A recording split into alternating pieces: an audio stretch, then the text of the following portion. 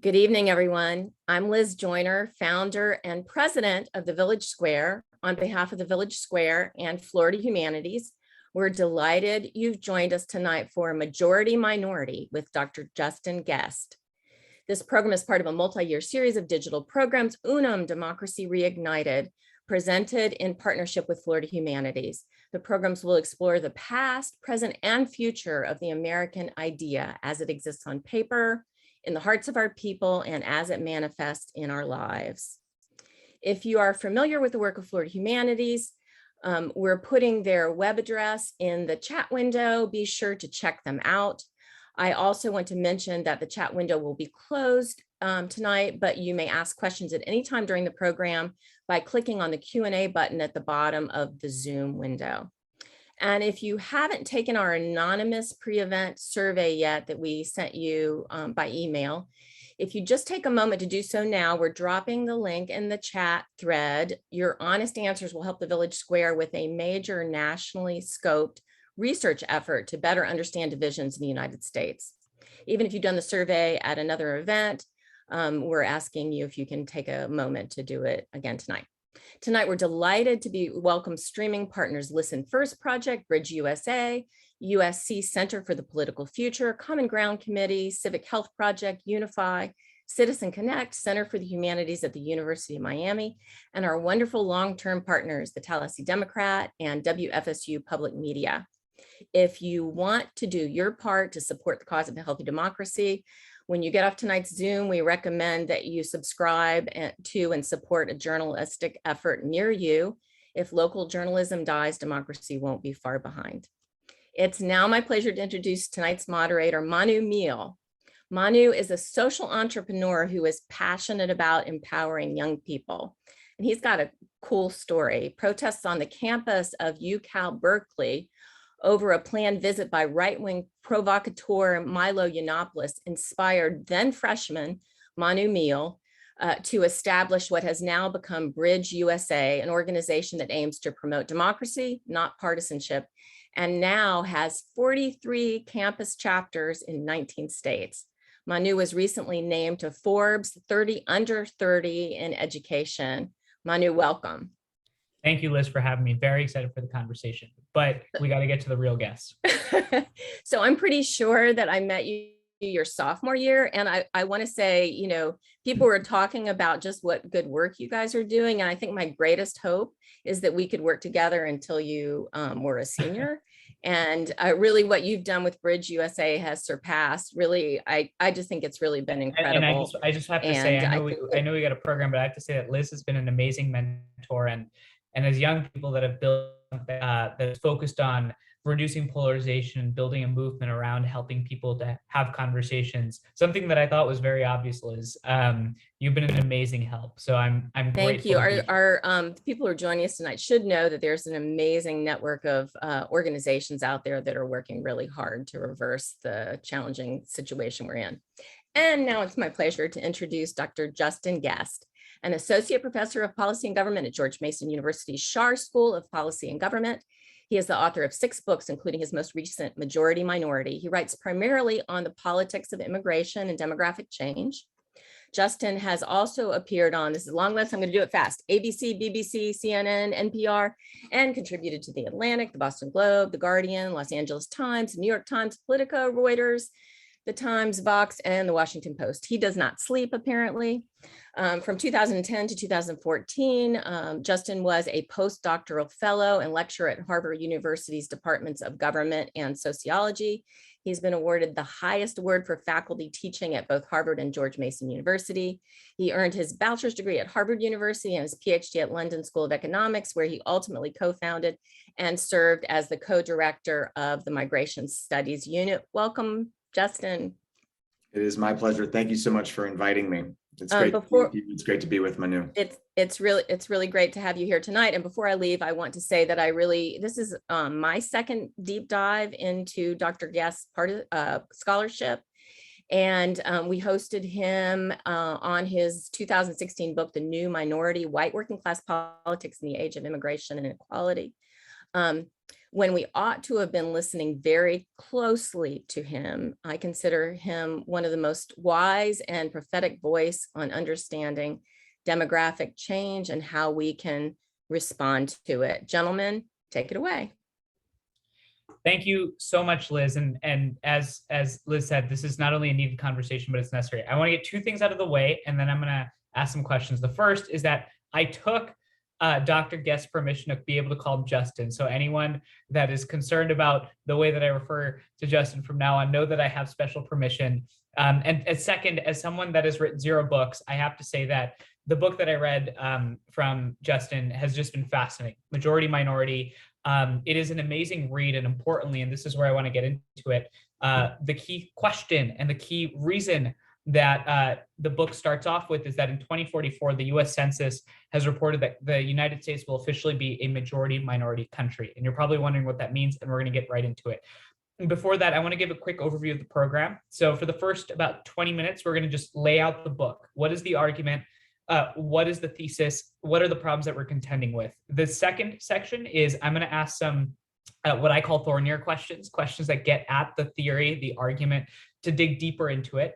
The section after that is for you, the audience. Would love to hear questions. Let us know what you're thinking. Anything that you felt was provocative, anything that got you thinking, because ultimately, as I've learned from this book, the only way that we get over this obstacle / problem / opportunity, however you think about it, is by actually talking. So I'll turn it right over to you, Justin. Why write the book? Thanks, Manu. You know, there's so many reasons to write this book in my life.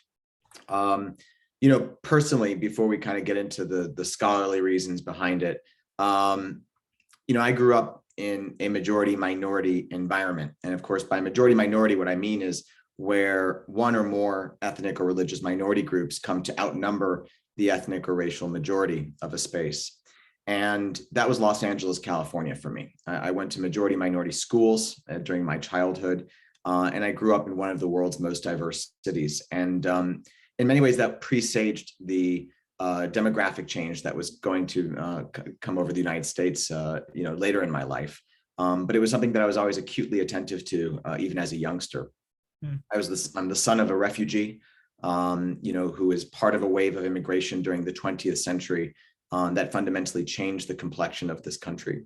And so immigration and demographic change is part of who I am. And of course, as Americans, I think it's part of who all of us are. But in my family, that journey, that experience was more recent. You know, for scholarly reasons, you know, as Liz kind of intimated, my work has always been in this space about immigration. But what interests me not only is the governance of immigration, the way a society manages who we let in, how we select them, and who gets to be a member. Those questions have always fascinated me. But what also has always fascinated me is the reception of those immigrants, the consequences of immigration. And as we've seen, you know, over the course of the last decade or so, the backlash to immigration has been really brutal. It's been incredibly grave. And it's really been defining our politics. I think a very good argument could be made that immigration and demographic change, the shadow of this demographic change, is in many ways the fulcrum of our political partisanship, is the fulcrum of our partisan differences, the issue that so many things rotate around. Yeah. And so, you know, the prospect of a majority minority demographic future, to me, was a sort of shadow that was cast over our politics. And it infused my earlier works on immigration policy, on white working class politics, on Muslim politics. The specter of that demographic change was always there. And in this book, I wanted to hit it right on the head. Let me ask you this, and I'm going to actually split up both of the question sections into 2 parts. So this one specifically, you said, this is about who I am. And that is, to me, what makes this issue so difficult to resolve, is because it's about who we are. And you mentioned in the book that a key piece of this work is expanding the definition of we. Can you explain what people think of when they think of we right now as the United States? And I know that it varies by whoever you're asking, but I'm curious. There's no way I could possibly explain who we think of as we. This is precisely, I think, the national conversation that demographic change stimulates. because when immigrants arrive, the first question that comes to everyone's mind is, who are they? Right? Who's that over there? Where they come from? What do they like? What do they believe? What do they want? What are they here for? Right? It's a natural question. Like, who are you? The second question, I think, though, is where we are today, which is once we've responded to the question of who are they, usually there's a desire to make them more like us, or to at least make them fit in with us. It's like, okay, well, if they are going to be here with us, then they need to be a little bit more like us. Okay, well, then that stimulates this number two question, which is, who are we? And that's where we are. And the third question, by the way, that we want to eventually get to is, who can we be together? And I think that those simple questions, who are they, who are we, and who can we be together, are fundamental to this entire issue. And, some people believe that immigration and assimilation is a one-way street, that newcomers arrive and that they should adapt in every way possible to assimilate into whatever the mainstream is, we decide the mainstream to be. That's a simplification, I think. And it also presumes that there is only one mainstream. And it presumes that that mainstream is somehow static, that it doesn't evolve, that it doesn't change with the composition of our population. There's another view that sees it as a two-way street, right? That who we are and who they are both relevant to who we will become. And that integration is a two-way street, and that newcomers will adapt, but those of us who are here will also adapt to their presence. And maybe we'll even learn from their presence and gain from their presence and be better for their presence because of what we learn from them and the relationships that we build together. And that'll be a source of strength. But certainly that fundamental question of who we are is central and provoked by demographic change, but is also central to the identity politics that is shredding our social fabric right now. Dean, Richard, Frank, all the others that have questions, please continue submitting them. We're going to answer them in the Q&A. Appreciate your engagement. You said, who are they? Who are we? Who can we be together? What about this issue and what about this notion of immigration makes it so difficult to talk about? Why is it that the concept of a majority-minority status is something that is so significant? Again, it's going to be a to each their own kind of situation, but everyone's going to come at it with some degree of gravity. And the reason why, of course, is that it's somewhat existential of a question. As a democracy, we are who we are comprised by. We are constituted by the people, by the population, that lives here. And so when that population changes, it is only natural for us to anticipate that our society and our country will change with it. We don't have, this sort of second-class citizenship, at least not formally, to separate, people apart. Generally speaking, over the course of U.S. history, we have evolved over time and changed with the composition of our population. And so there's no reason to think that that will stop now. That is what raises the stakes when it comes to demographic change, because inevitably, there are going to be some people in our society who are invigorated by that demographic change, and they hotly anticipate it and are thrilled by it, and are excited to experience what it will mean for the country's evolution and betterment. But then there are also others who are fundamentally discomforted by that demographic change, by the uncertainty that it stimulates, by the questioning and the insecurities that we have as a society. And as a result, it creates a lot of nostalgia, people who want to hit the brakes, not anticipating the future, but in many ways resisting its progress in ways that are probably not even sustainable. So, I think that most people come at this issue with a great degree of gravity because of its existential nature. I want to put a pin in that question of existential because it gets at a very recent current event, the Buffalo shooting. But I want to hold that for a second and zoom out and allow you space to make the broader argument, which is, I think, what you just got at there, which is that there's a balance between some that feel invigorated and excited, see this as an opportunity, and others that feel this to be a risk to their power. How do you reconcile those? And how do you ensure that those two groups of people, whoever they may be, find some sort of common cause in answering the question, who can we be together? Yeah, this is a fundamental question. And, what this book does to help us find an answer, to arrive at some conclusions, is it looks at other societies that have gone through this question before. It looks at other places who can help us understand how societies respond to demographic change. And so, most people think that the United States is kind of, on an island, if you will, right now. We're on our own, and this is sort of breaking new ground. And in many ways, I think we are. We're an enormous society and a big democracy that is about to go through this fundamental demographic change. But while we are, it is a rare milestone to have a majority-minority shift. It's not unique to the United States.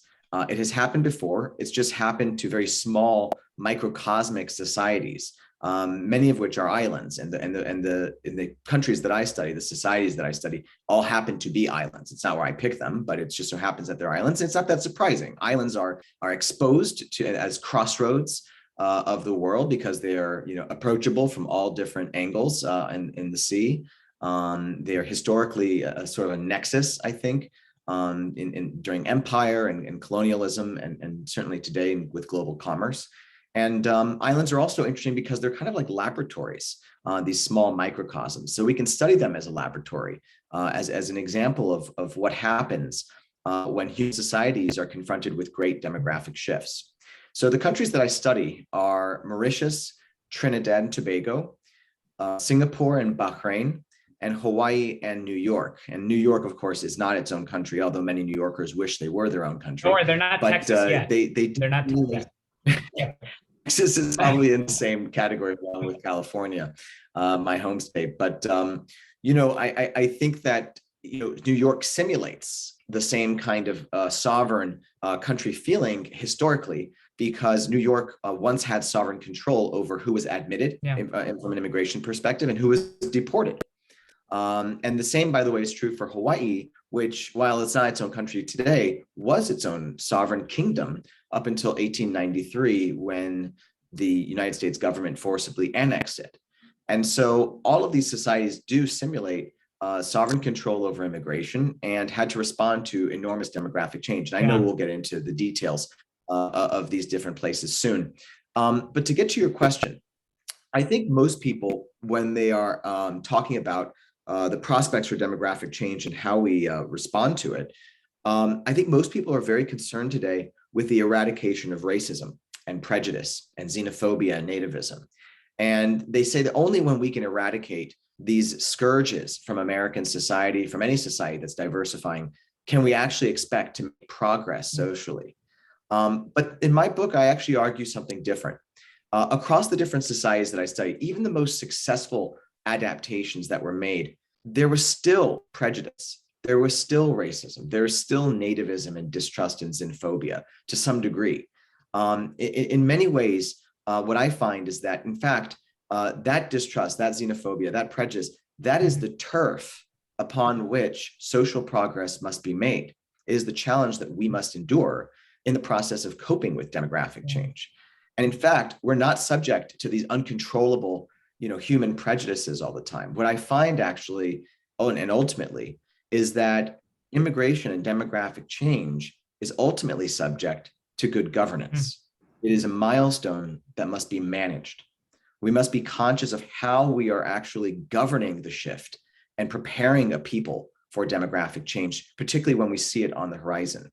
And that's something that our country has simply not done much of, which is what gives me hope for the future, because I think there are things we can do to pivot towards greater inclusion and away from the politics of exclusion. There's so much there in that answer, and I've got so many different routes that I can take this conversation.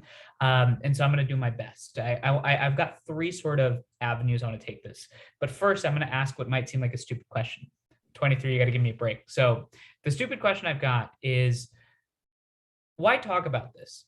Like, it's not like in 2044, suddenly everyone's going to feel that, there's a majority minority country. We still see diversity. I see that, there's people that look different than me around me. What is your response to those that say that even talking about this argument actually makes it a problem, that we can just naturally transition into this? because we're kind of already there in many communities. Yeah, absolutely. I would love that. I wish we wouldn't have talk about it so much, actually. But I'm not the one that's starting this conversation. In many ways, this milestone, and as I mentioned earlier, the sort of shadow of this milestone, which I think is much greater, much larger, the shadow that's cast by it is much larger than the actual milestone itself in terms of its significance for our country.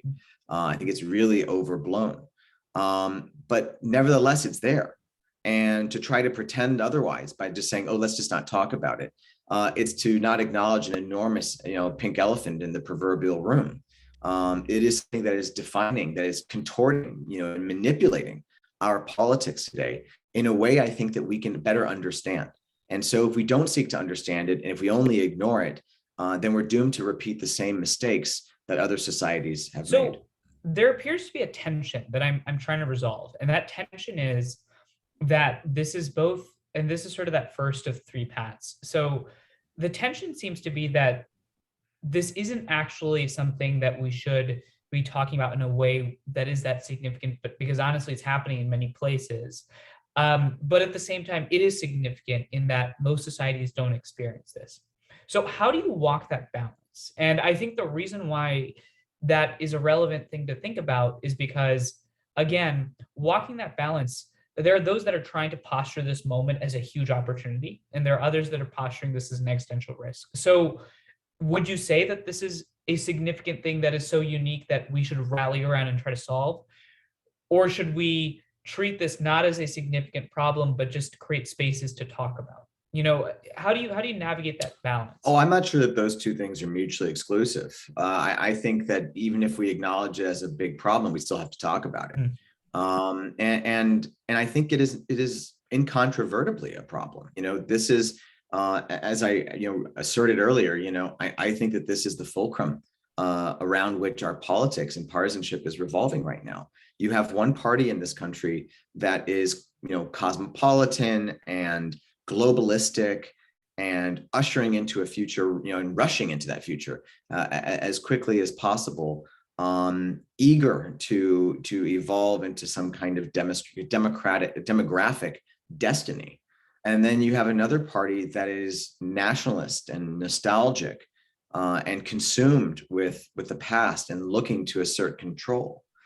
And so I think to ignore this and just simply say, well, something that we kind of work out through a sort of therapy is not enough. I think it has to be governed. I think that the government, our government, I think our business leaders, I think our civil society leaders all need to pitch in. We need millions of people who are prepared to actually start having these conversations that are stimulated by demographic change, to talk about this question of who are we and who we want to be together.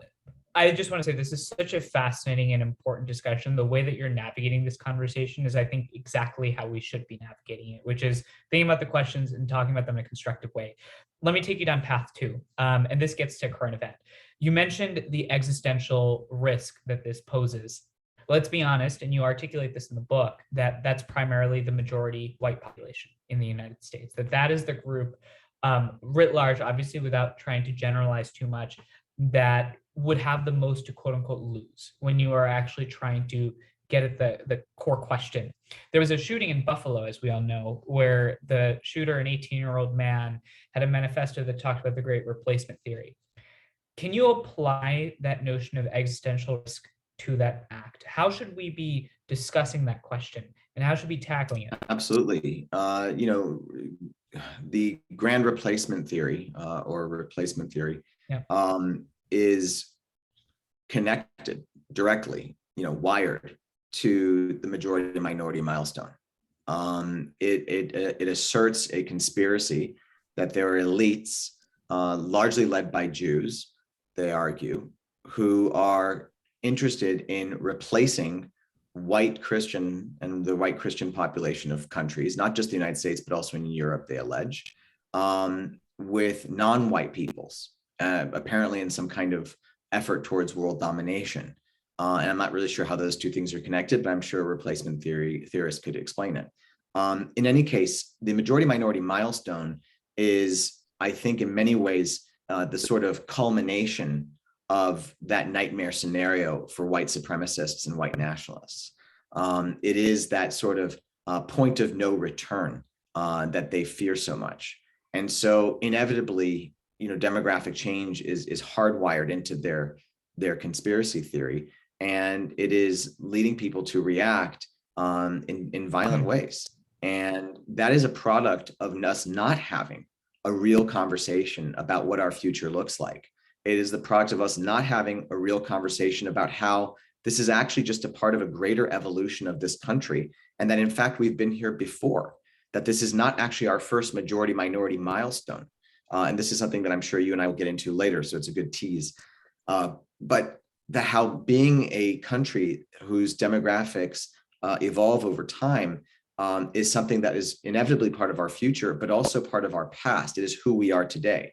And so to understand how we've navigated the past and how we want to navigate the future, that is something that we cannot ignore. And otherwise we leave the public sphere to be dominated by fear mongers, by exclusivists and by conspiracy theorists.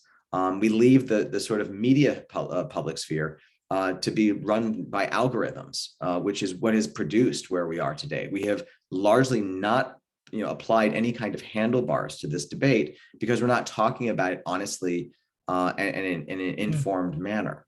And so the really tragic events of Buffalo are a manifestation of this and the sense of lost control that many white people feel about this majority minority milestone that they believe is so existential. So I want to now start getting to the solutions aspect of this. You mentioned 6 case studies. The way that I'm going to split up this part of the conversation is first talk about the individual. I think you make a lot of cases and arguments for expanding the definition of we, how we as people need to address this. But then the second thing that you've hinted at, which is it's governable. And so I want to get at some policy solutions and some tangible things that policymakers can do. Does that sound good as a flow? You're in control. You're in the driver's seat here. Cool. So in terms of the individual, you outlined 6 case studies. Which of these 6, and I think you split it up 2-2-2. So which one of those would you articulate is the most instructive example for how the United States should approach this question, but specifically how we as individuals should approach this question?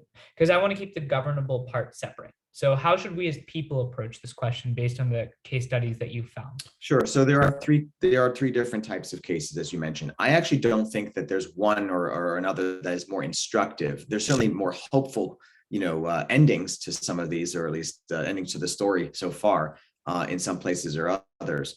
But they all hold lessons, for the United States and for Western democracies that are diversifying today. The first set, Singapore and Bahrain, these are autocratic countries. They're non-democratic spaces where the government asserts enormous amounts of control over demographic change in order to resist it and to control the ethnic or religious makeup of their population. The second set of countries, and so I call those countries suppressive in nature. They're characterized by suppression. The other set of countries, the second set of countries, are Trinidad and Tobago and Mauritius. These are island nations in the East Caribbean and the Western Indian Ocean, respectively, that are democracies, but they are highly racialized democracies, where the political parties are deeply connected to different racial groups. In the case of these two countries, it's people of Indian origin and people of African origin. And they're characterized by terrible ethnic tension between the groups politically and total paralysis politically. Then the final set of cases are New York and Hawaii, both of which are obviously now part of the United States. But as I mentioned earlier, Hawaii was once sovereign and independent. And these are two more hopeful cases because over the course of their history, the question of who are we was subject to reconstitution, a sort of redefinition of who we are after really great ethnic or demographic change. Obviously, these were democratic spaces, although Hawaii was actually a monarchy, a kingdom, that changed the conception of who they are in order to accommodate and adapt to their demographic inevitabilities, their demographic futures.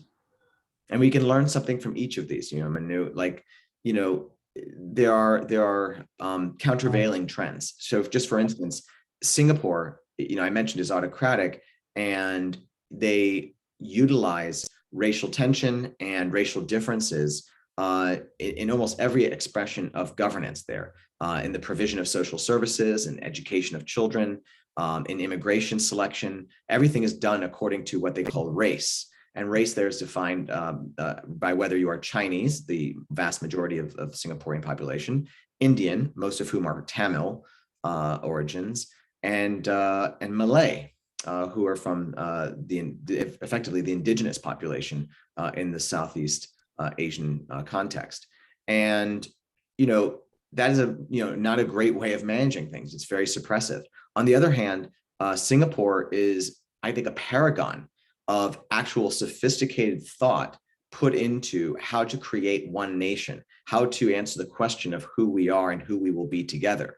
And so even while the government does all kinds of terrible tactics, in my mind, to reinforce a lot of ethnic and racial divisions inside their society, they're also actively thinking about how to promote harmony and a sense of common identity and common purpose in their country. And so these countervailing trends means that we can take something good and something bad away from almost any context. I'm curious, because I think a big part of the book, and especially in those 6 case studies, you talk a lot about the role that leaders play in the in-groups and the out-groups. Can you pull apart the level of responsibility that leaders have in this question of navigating race and the majority-minority milestone versus the responsibility that we as people have? Because it appears to me that leaders play a big role, but ultimately it's up to the people and how they interact. How do you sort of pull those two apart? Sure. So at its core, when we're talking about differences between a majority and a minority group, when we're talking about race, when we're talking about ethnicity, these boundaries are completely socially constructed. And what that means are they are what we make of them. There is nothing biological behind them. We are asserting the lines that divide people. And leaders play an enormous role in the construction of those boundaries and the significance that we attribute to them, because they tell us how to understand them in a way that is much more powerful because of the size of their proverbial megaphone, right? So as a result, leaders hold outsized weight and power to help us not only understand where boundaries lie, but also what boundaries mean.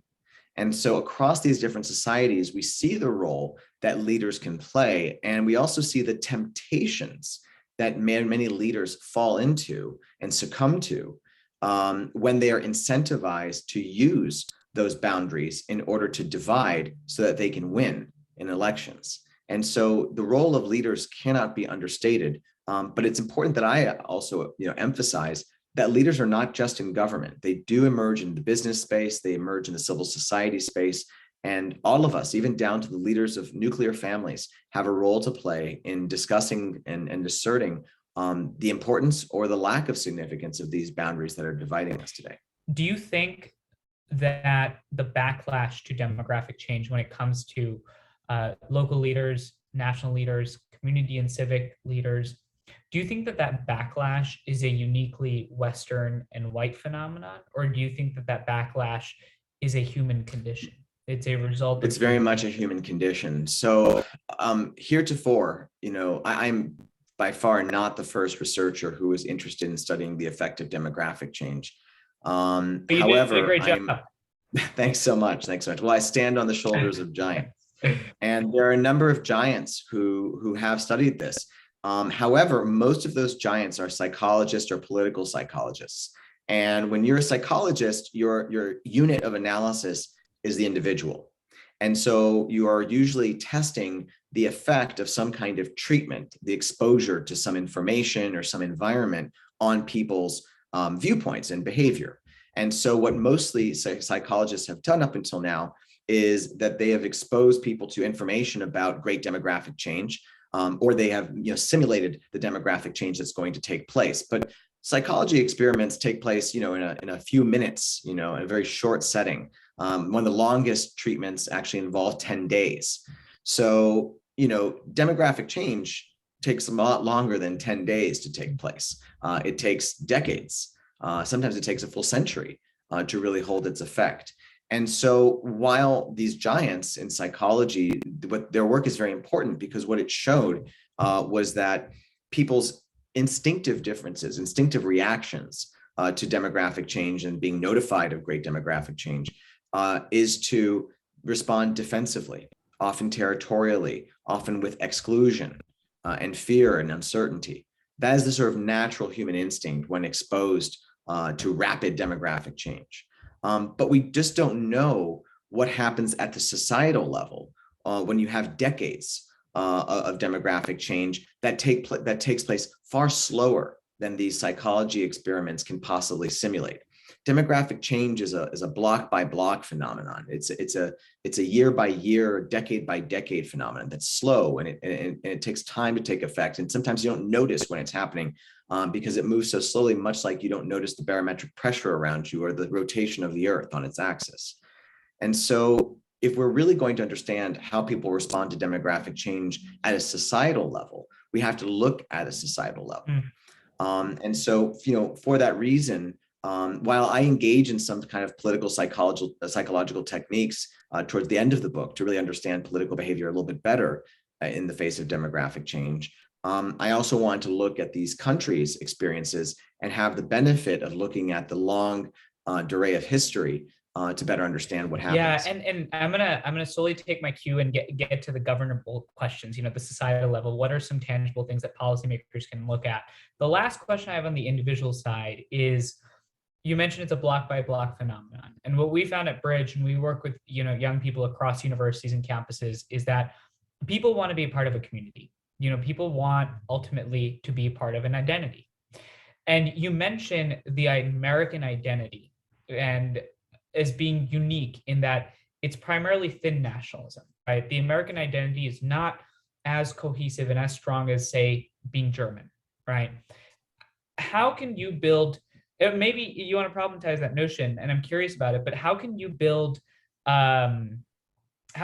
community in this majority minority world that potentially transcends race and ethnicity, or is it not possible? Oh no, it's totally possible. We've already done it in the United States. I think this is an opportunity to talk about two things. First off, you mentioned Germany.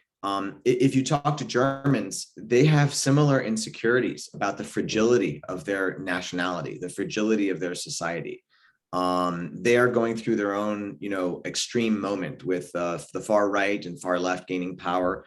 And they are subject to a lot of social instability, even if in many ways they look like a model of geopolitical stability right now.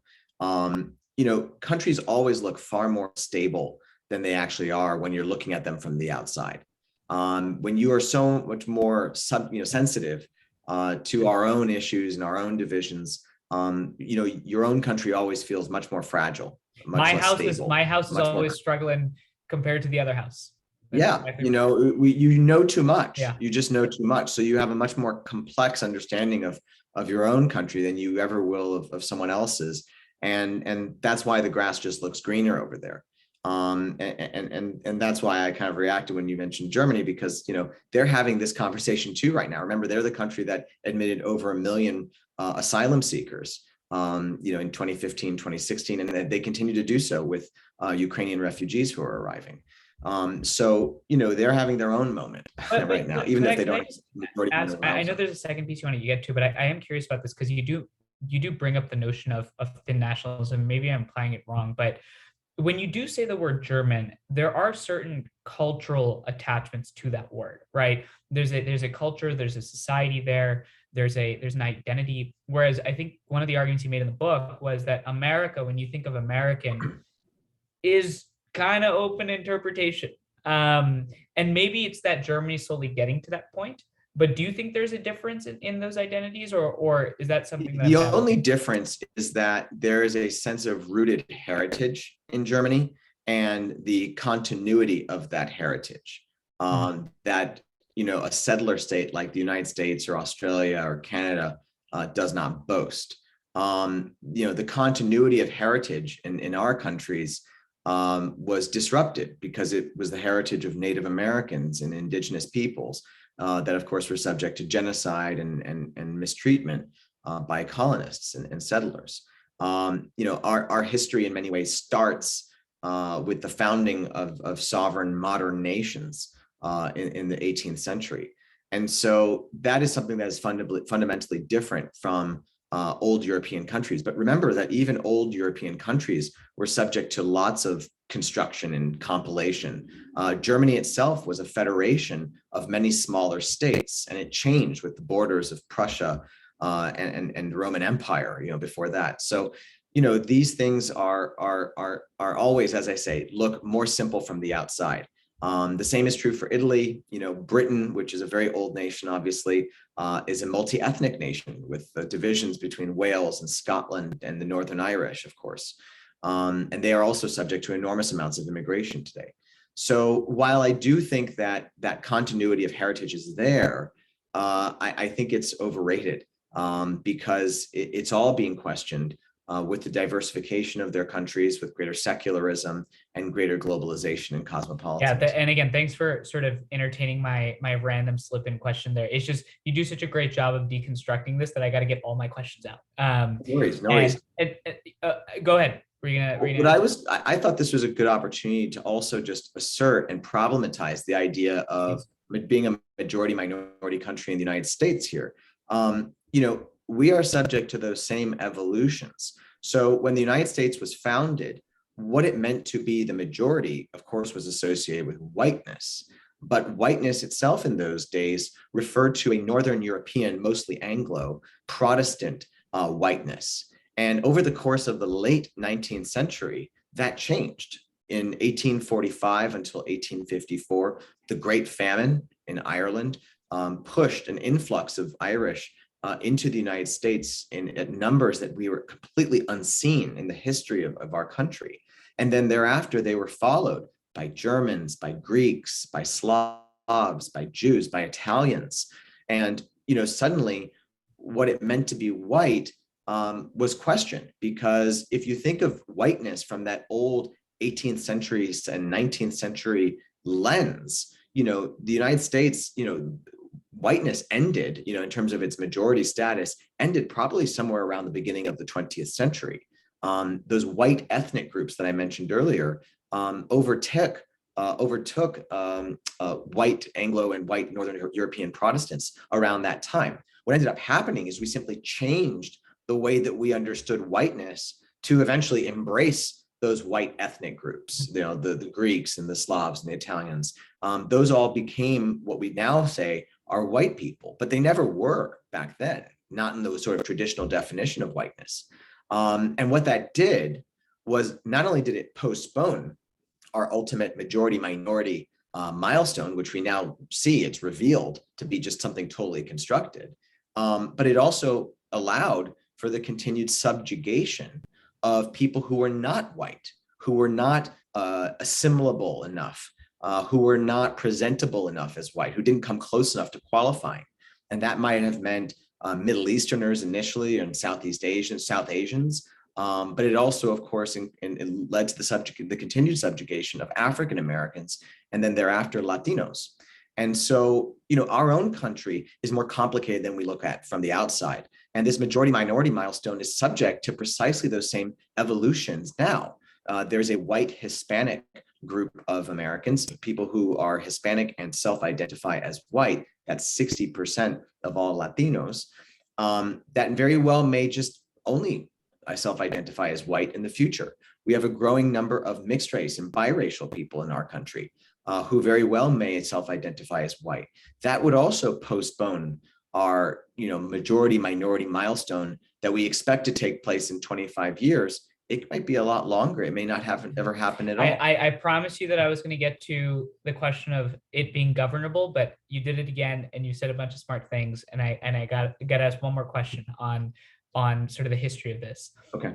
You brought up the fact that the United States has actually gone through majority minority milestones, and your New York case study is a great example with Irish Americans, or at that time Irish folks, not Americans yet.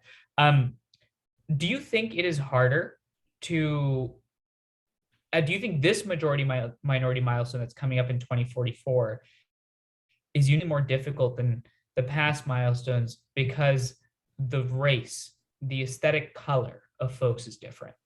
And I know this is a tough question to answer because I know the book does that too much, but does it make it uniquely more difficult to assimilate and to incorporate and to expand the definition of we when those that you're trying to assimilate have a fundamentally different color than yourself?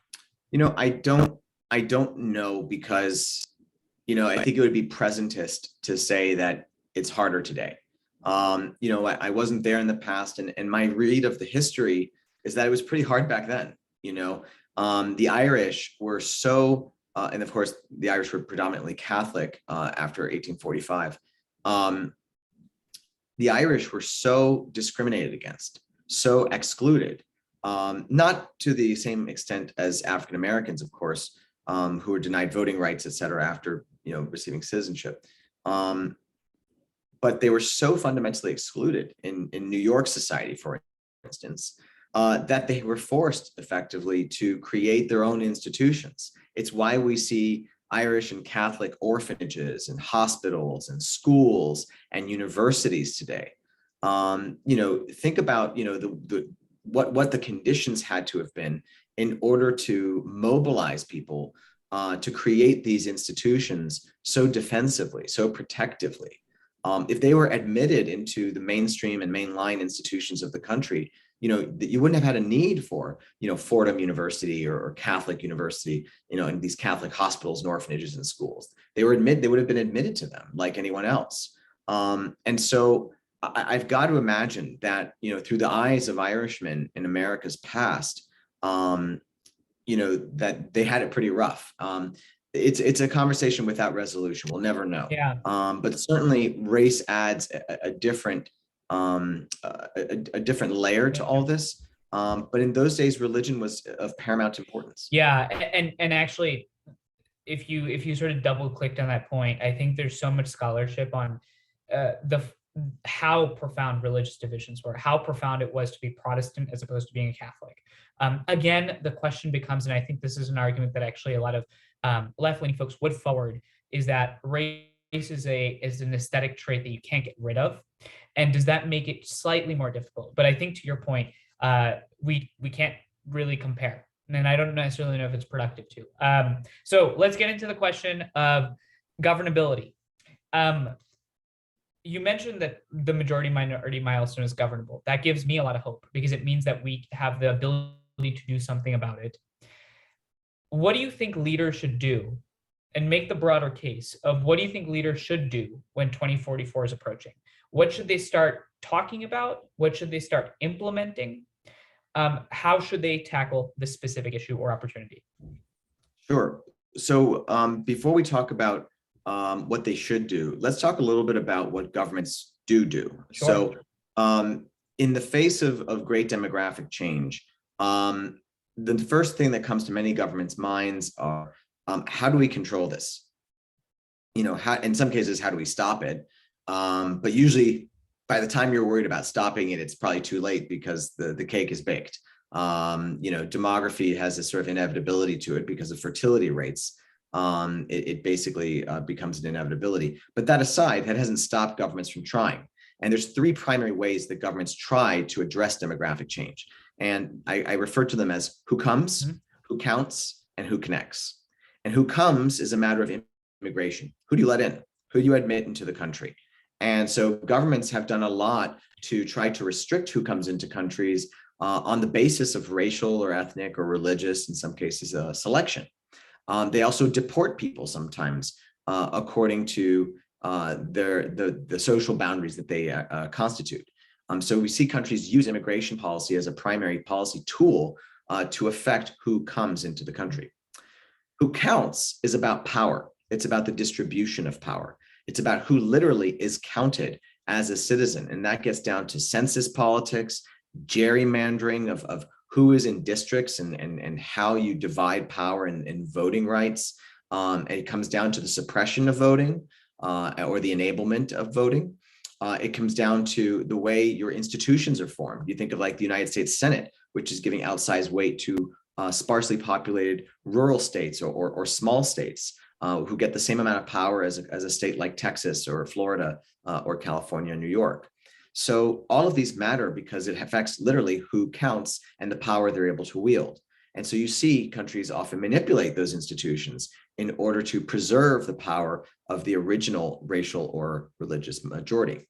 And then who connects is really about intergroup engagement. It's about intergroup contact.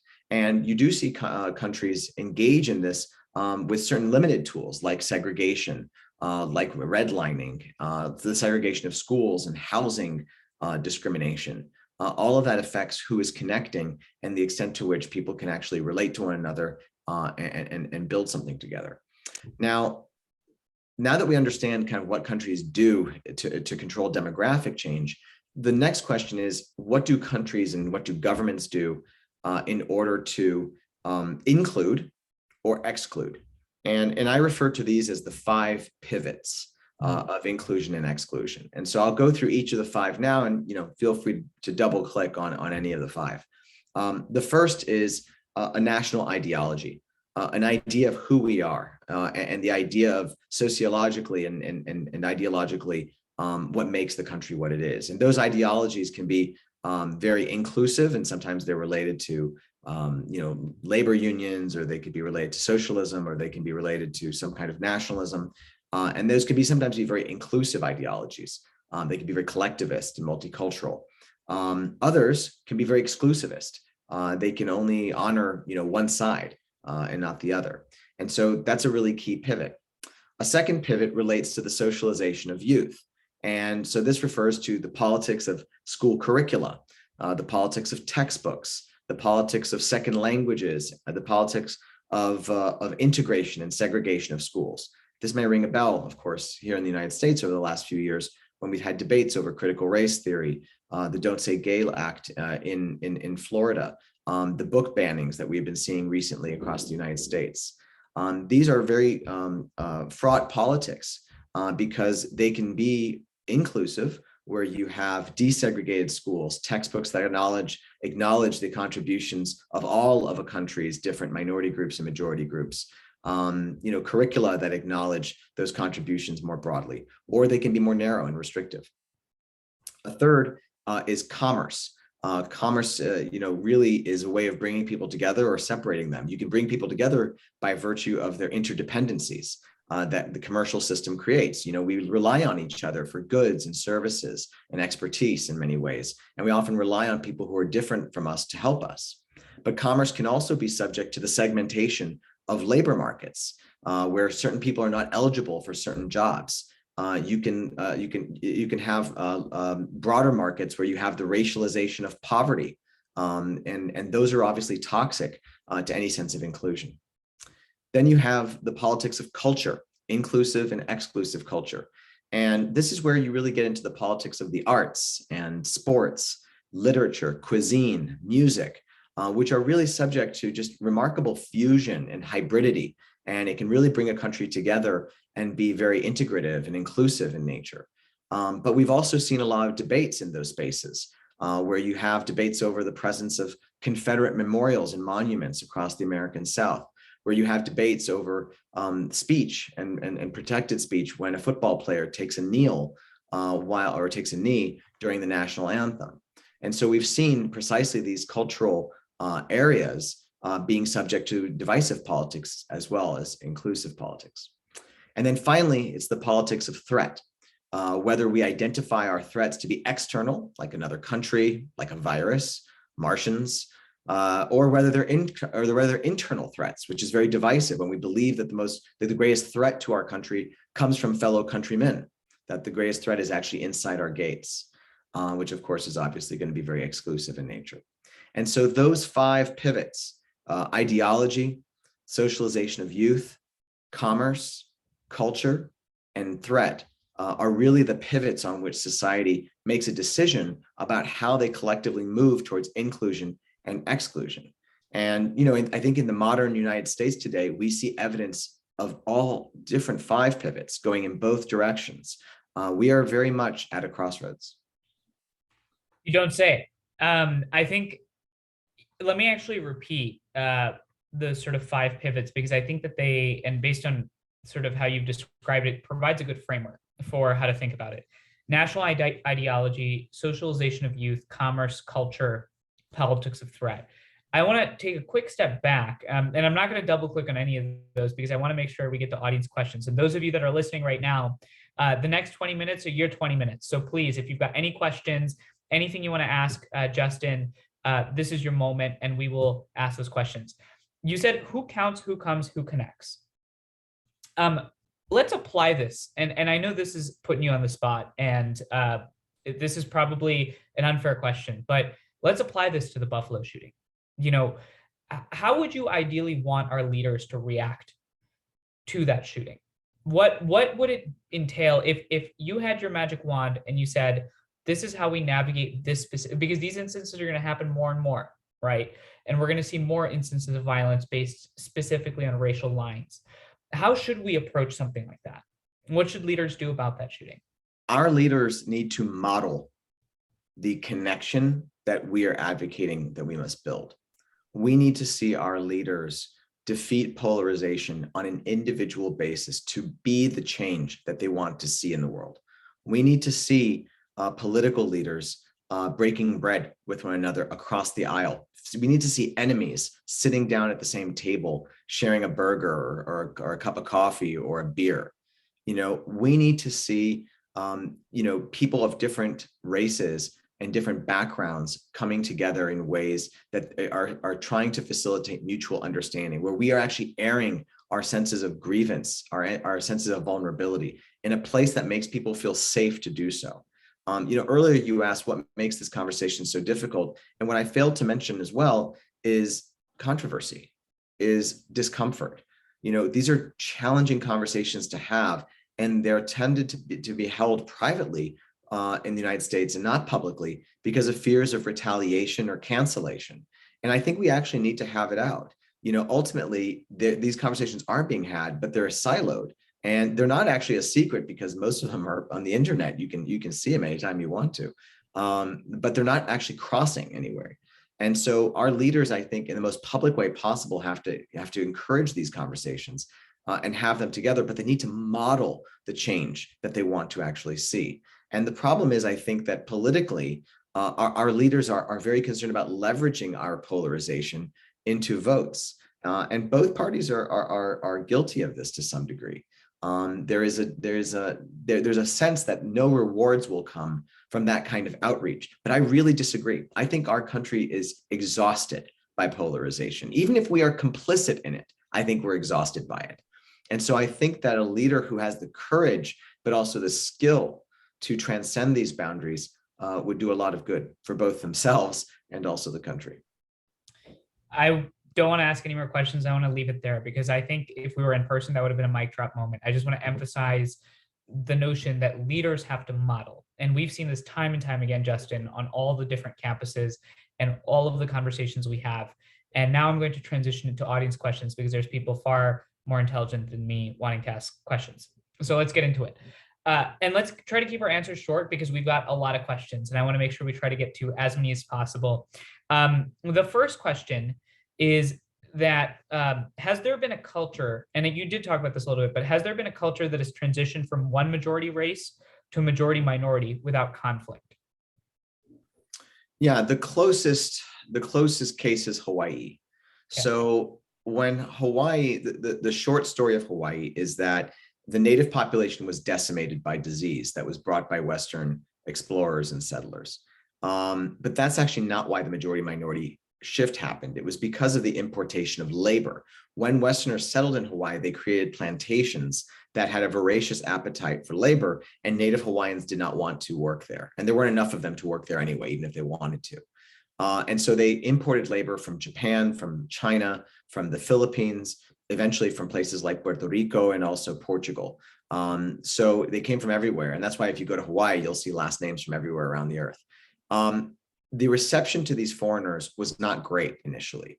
There was a lot of nativism, a desire to sort of maintain the status of Kanaka, of people who are of indigenous Hawaiian heritage. And the monarchy actually did quite a bit to try to sort of reinforce that status. But that changed. And it changed because Hawaiians leveraged their rich cultural traditions to recognize the virtues of foreigners and their humanity, but also their role in being guardians of Hawaii and being guardians of the land, the Aina. And I think that is something that is incredibly didactic, is that, independent of how you feel about foreigners coming to your country, they are guardians of it. They become part of it and they are part of your team, much in the way, you may not be happy about, your favorite football team or basketball team making a trade, but you certainly hope for the very best, that the players play the best when they get there, for the sake of that team. And Hawaiians kind of had that enlightened view. It also led to a lot of intermarriage. So Native Hawaiians were actually financially incentivized. I should say that immigrants were financially incentivized to marry indigenous families for land access.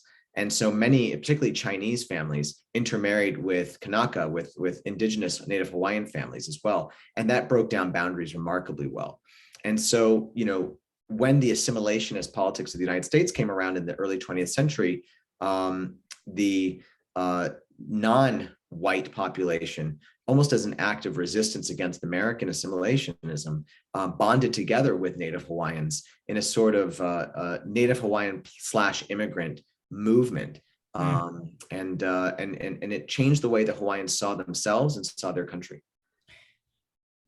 This isn't an audience question, but I'm curious. Do you think that it's easier to govern this majority-minority milestone with a non-white person as president? No, actually. Ironically, what psychological research suggests is that it would be easier if you had a member of the ethnic or racial or religious majority as your leader, easing a country into its diversification. A sort of trusted in-group person is more likely to persuade any kind of fears or uncertainties among the majority group. In fact, I think a lot of the sort of reactions to the majority-minority milestone, it took place underneath the Obama administration, which itself heralded the demographic change that was descending upon the United States. That's not to say that you shouldn't be electing people of color, of course. That would be preposterous. But psychologically, if you want to know what people's propensities are, hearing from an in-group, hearing from someone who self-identifies as one of you, as one of the majority group, is more likely to persuade members of that majority who may otherwise be skeptical. And that's actually not only from my research, but from a number of other political psychologists. Yeah, that's very helpful. I just know that I want to ask some questions that I know are in people's minds, but are tough to ask. And I'll take the heat for it. The next audience question is, you said the backlash to immigration was a motivation for the book. Do you think that the backlash is against all immigration or just illegal immigration? No, I think we've reached the point in the United States politics now where those who are anti-immigration are generally against almost any immigration. And I know this just because we can use the attempt to pass some kind of immigration reform under the Trump administration as our guide. So around 2019, the Trump administration hatched a plan to shift to what they called a merit-based system of points where immigrants would receive extra credits to be admitted by virtue of the credentials or qualifications that they bring to the table. And that bill was dead on arrival in Capitol Hill because the Republican caucus was against anything, any kind of reforms to the system that did not lead to the reduction of annual flows of people into the country. And so I think anti-immigration at this point, at least on the right of the country, is just generally against any kind of immigration that would increase or keep immigration stable, even. And to me, that's distressing, actually, because I think that immigration is so important to this country's future, nationalistically even.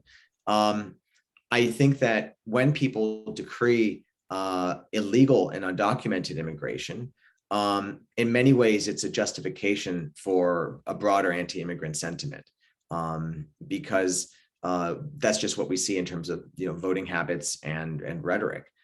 So many immigrants, the vast majority of immigrants, are entering the country completely legally with documentation.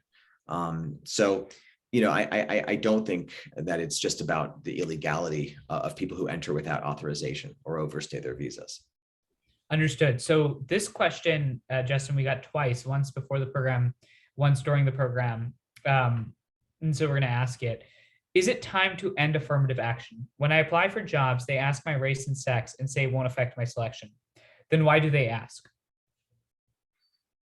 So I don't think I'm really qualified to opine. And that's what I was thinking. Yeah, I think this is a little outside of my own range. What I can tell you is that the politics of affirmative action ends up being divisive. We are, and I think it's one of these kind of irresolvable matters in American politics, and it's leveraged by both sides in order to politicize. But it's not something that I study closely enough to really have strong opinions.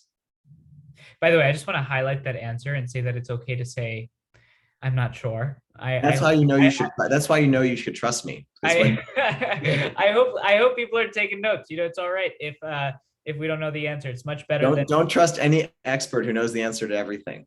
I know, and everyone's trying to be an expert these days in everything. I was not an expert in Ukraine until 3 months ago. So the next question I've got is from an audience member named Liz Joyner.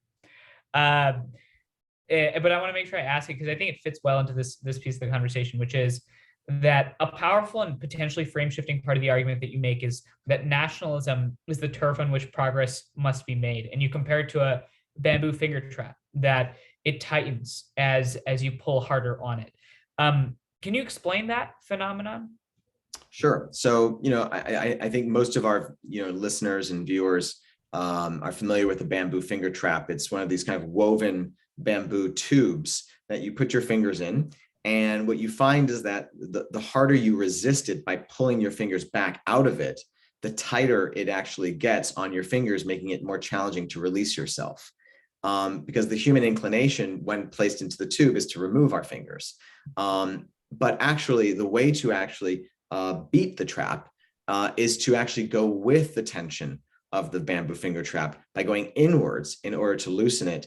Only then will it loosen enough around your fingers to let you escape. And I think that nationalism is that way. Nationalism is such a powerful political force, such a mobilizer in our country right now. And I think it's being monopolized by only those who are on the right, for the sake of nostalgia and for the sake of their politics right now, much of which is anti-immigration, as we've discussed already. But the left has largely abandoned that space. They see nationalism as vile, as foul, as exclusive and restrictivist. And in many ways, in many cases, it is. Nationalism can be that way. But nationalism is also, at its core, not about those things at all. It's really just about the connection of a nation of people to their land, and the survival of that nation, the survival of the we, of who we are. And I think that the left would do very well for itself is to not treat it as a bamboo finger trap, because the more they resist it, the more they're getting defeated by it. What they really need to do is lean into nationalism and reorient it into something that can actually be a powerful justification for leftist goals. For instance, I think that there's a strong nationalist case for immigration that we've talked about, because the survival of the nation depends on the sustainability of its population. And the only way we are going to be sustainable as a population is by either producing more children or letting people more into the country. And so immigration is a really powerful basis for national survival. When it comes to healthcare, there's a lot of resistance to redistribution and to the provision of healthcare to everyone. But actually, healthcare is the most nationalist thing you can provide because it lifts all boats. It strengthens the country's health. It leads to longer life expectancy so that you don't need as much immigration. It also promotes a more healthy workforce and strengthens the economy. And many people who are, there are a lot of anxiety, I think, from a racial perspective, because there's this sense that, Obamacare, for instance, which is the most significant health bill in a generation, was only benefiting minorities. But in fact, actually, the God's honest truth is that it was actually being taken up by more white Americans than people of color. And so it really is the kind of issue that is both in the national interest to have and one that actually helps everyone equally. And so we shouldn't be so fussed about who particular it's helping the whole country. So anyway, there's lots of examples. Climate change is another good example. And this all comes from an article I wrote in the Washington Post about a month or so ago that people can reference. But it's also in the book as well. I think I have the idea and title for your next book, which is The Liberal Case for Nationalism. So trademarked. The next question I've got, and actually builds on this a little bit, is it seems the USA has always been searching for a universal cultural heritage, a meta-narrative. Is that even possible? How can we accept the cultural heritage of various groups? And I would ask, and should we? We must. We have to try. We absolutely have to try. So it's going to be hard. And up until now, the sort of attempts to create some kind of universal heritage, something unifying, has been subject to what I call thin nationalisms, as opposed to like thick.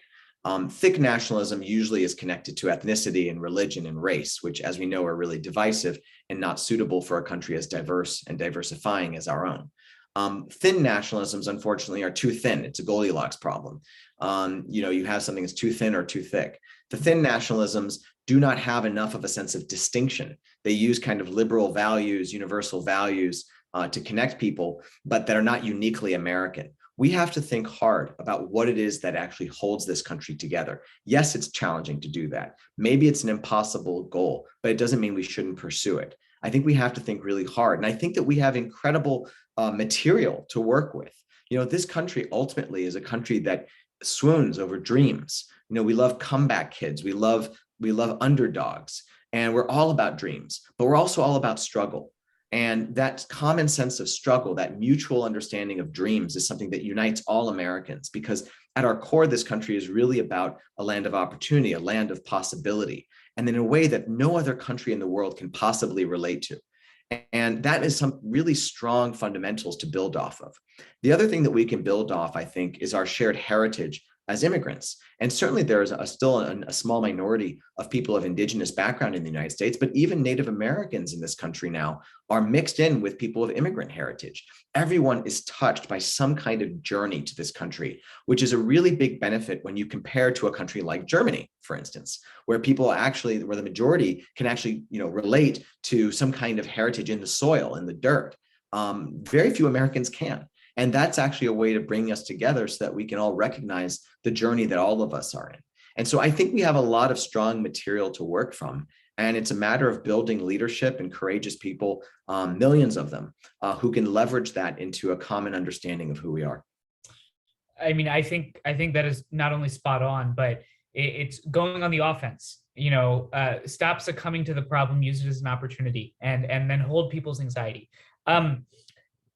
What is your advice, Justin, to organizations that are currently bridging and focused on bringing folks together and hosting those dialogues for how they can be optimally effective for affecting positive change in the politics of identity?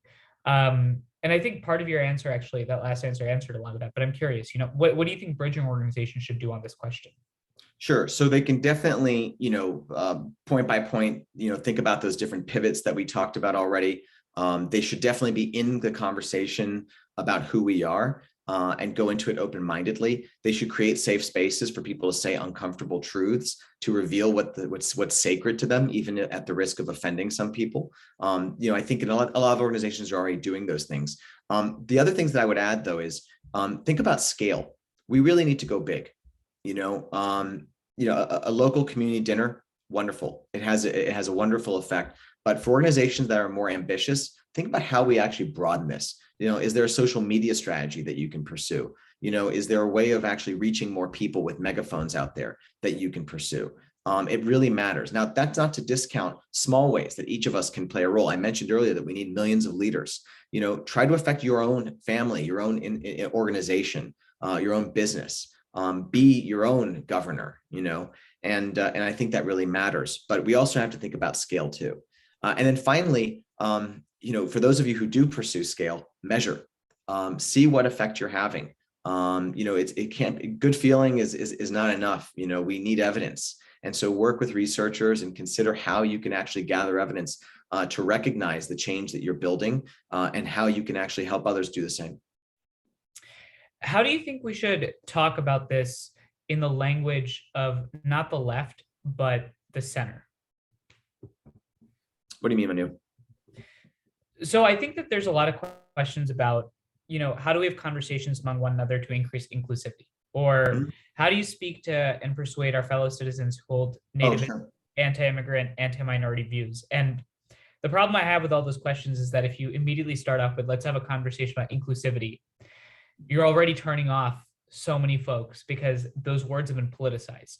Yeah, absolutely. How do we talk about this problem without politicizing the conversation? Sure. So there's two factors here. First off, the idea of diversity and inclusion has become, has connotations to it at this juncture. And I'm sorry to say this, it's not something I'm happy to report, but it has connotations among white Americans that this is not a space for me. And that is absolutely terrible for progress. We need white Americans, especially white men, in the room when we are talking about diversity and inclusion. They need to feel that they are a part of these conversations, that this is a space for them to share their vulnerability, for them to listen, but also to talk, and that place that they're welcome. And so, I think that's a really important trend. And so those of you who are in the diversity and inclusion space have to ask yourselves, who's not here right now? Who's missing? Because those are folks who may be the people who need to actually be there the most, not to be educated, but to be included. The second thing is that, unfortunately, one of the risks of having only Joe Biden right now speaking about national unity as a priority is that we risk that it becomes a Democratic prerogative, a Democratic agenda, when in fact it actually must be an American agenda, an American priority. And so it's very important that those on the left who care about this are cultivating partners on the right. You cannot do this on your own. And it's the kind of thing where you do not win if you are the one who gets credit for any progress that you make. You only win if you and someone from the other side of the aisle are also doing it together. It must be something that is done in conjoint, in coherence with the other side. And that's part of modeling the change that you want to see. So I think that those are really big risks right now. And I see what you mean by that question now, Manu. They're very important. National unity cannot be just a Democratic talking point. It must be an American talking point. It must be something that transcends partisan boundaries. Yeah, and while we have people's attention, because I think that is a fascinating thing to unpack, and I wish we had another hour, but while we have people's attention, I want to make sure that folks know that Eliza, and Eliza, if you could drop a link in the chat to the post survey. Please note that myself, Bridge USA, and Village Square Liz Joyner's group are participating in a national pilot program to figure out whether or not these conversations actually have an impact on our attitudes towards pluralism, dialogue, empathy. So please, please, please click on that link. We need that pre and post survey results. You're probably asking yourself, this is such an annoying request. And I want you to know that Justin's entire conversation is about us taking action. We just talked about measurement. Take action, measure, measure, measure. Please let us know whether or not this conversation is useful. I've got one last question for you. And this isn't an audience question. This is another question that I think is highly relevant to this conversation. It's a personal one. And I think this will actually be a great way for us to wrap up how people should be thinking about this. You recently wrote in USA Today about your father's immigrant story. As we close tonight's conversation, could you say a word about your dad and the power of family stories and the power of our experiential stories and how they play a role in stitching this union together? Of course, thanks, Manu, for asking about that. My father recently passed away from cancer, and it was a tragic event in my family for sure. But it also, in many ways, was really powerful in the way that it kind of connected to my own work, to my scholarship, to my profession. My father, as I mentioned at the start, was a refugee. He came to this country with pretty much nothing. He was in a New York tenement, a chicken farm in New Jersey, worked his way up to become a middle-class professional. And when he died, my family and I, we found a stash of gold coins in a safe that I didn't even know about, next to a hunting knife and some government documents. It was the kind of thing that you would expect from like someone who was a fugitive or someone who was, fearing the apocalypse was about to happen. And my father, of course, was not a fugitive, and he wasn't a survivalist, in that kind of way. I joke that my father didn't even like beef jerky. He was a refugee, and ultimately, what he was consumed by, and it revealed just the extent to which he was consumed, was by this sense that it could all be taken away. At any given moment, everything he had could be taken away. And I think that that's somehow part of who we are as Americans. I think that's part of the American condition. So many of our families came here without nothing. And in a country this diverse, ethnically, racially, sexually, religiously, geographically, culturally, I think that there's always going to be this consumption with status. We are consumed with status. I think it's what leads us to fight over redistribution, to fight over identity politics. It's ultimately the sense of insecurity that everything you have could be taken away or negated. And it's because of the instability that was the sort of baptism of our arrival in this country. And, the piece that you mentioned was a reflection on that. And maybe that is what holds us together. Maybe that is one of those things that transcends us as Americans that no other country can claim. And it's not necessarily the most exciting part of who we are as Americans, but maybe it's the most poignant. So I'm happy to leave everyone with the story of my father, and I'm hoping I'm happy that to the extent that he can inspire any of us to think more broadly about who we are. And if anyone's interested in more of these kinds of articles, they're welcome to check out my website, justingest.com, which maybe we can put into the chat, or follow me on Twitter at __ Justin Gest for more of this kind of content. But yeah, I think in anything that we do, our family becomes a piece of us, and we're expressions of them. Justin, thank you so much for your research, your hard work. JustinGest.com. For anyone that's listening, please check it out. JustinGest.com, and it's guest without a U, so Gest. His book is Majority Minority. It is a fascinating read, and importantly, I learned so much just from that conversation. Thank you, sir, for sharing about your father. I'm going to take a quick minute to close here. Are there any last words that you've got? Anything else that you want the audience to leave with? Somehow we've managed to keep so many people's attention for an hour and 30 minutes, and there's hundreds of people watching across stream. So really quickly, I want to create space. Is there anything else that you want to touch on or cover? People ask me, why are you so optimistic about the future of this country, despite all the evidence to the contrary right now? And my optimism comes from the fact that I don't actually even think we've tried to tackle the politics of demographic change this far. We've been going by the seat of our pants. So I think that all of us can be partners in addressing demographic change and thinking about how we pivot towards inclusion and how we include each other in our daily lives. And so that's the source of my optimism, is that we haven't even tried. And if there's one thing that unites Americans, is that when we put our minds to something, we have a pretty good chance of succeeding. We haven't even tried. And for all those that are currently listening that are not on the Zoom chat, Justin's Twitter, Justin Gest, it's a handle with a beautiful butterfly. Please check that out as well. I just want everyone to know that the work that you're doing here is not only important, but as a 23-year-old who's got to live with this in a generation that's not only mired in conflict and division, but a generation that has so much to live up to, it means a lot to have your book as a North Star in that conversation. I want to thank the Village Square. I want to thank the Florida Humanities Program. I want to thank again Justin for his work. The note of optimism is so important. And lastly, I just want to say that there is a movement of people that are working on this problem, not specifically just the problem majority minority, but stitching our union together. Justin talked about polarization. I work with an organization called Bridge USA. We work with young people across the country. We have organizations like Braver Angels, the Village Square, Listen First Project. There's so many folks that are doing this amazing work. And so if you felt compelled to act, I think that was the message that Justin wanted us to leave with, is act with optimism, approach the problem with urgency, and think about these solutions in a productive and constructive way. And we've got lots of opportunity to reap. Justin, any last closing words? No, just thank you to each of you guys and the various organizations for putting this together and for inviting me. Thank you, everybody. And again, majority minority, Justin Gest, justingest.com. Thank you all so much. And thank you to the Village Square. Bye, everyone.